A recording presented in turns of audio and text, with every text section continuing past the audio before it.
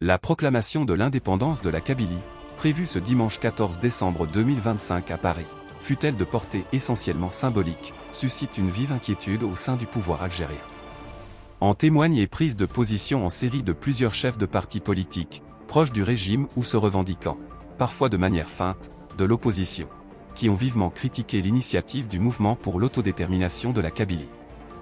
Depuis Tizi Ouzou, chef-lieu de la Kabylie, Moundé Boudan, secrétaire général du Rassemblement national démocratique, RND, formation de la majorité gouvernementale, a martelé le slogan selon lequel « l'Algérie est unie et indivisible ». Un message identique a été relayé par Youssef Aouchiche, premier secrétaire du Front des Forces Socialistes, FFS, parti fondé par Hossein Ait Hamel, figure emblématique de l'identité kabyle. Aouchiche avait participé aux élections présidentielles de septembre 2024, largement boycottées par en Kabylie et dans le reste de l'Algérie.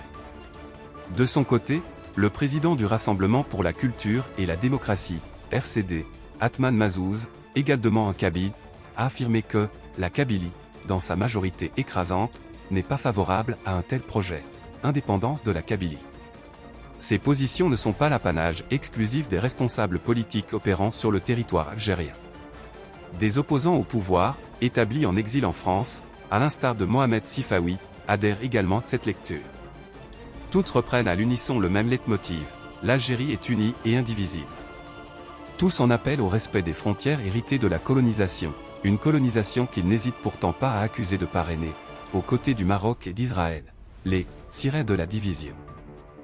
Ces prises de parole, qu'elles soient concertées ou spontanées, s'inscrivent dans la droite ligne du message adressé jeudi par le président Abdelmadjid Tebboune à l'occasion de la commémoration du 65 anniversaire des manifestations du 11 décembre 1960.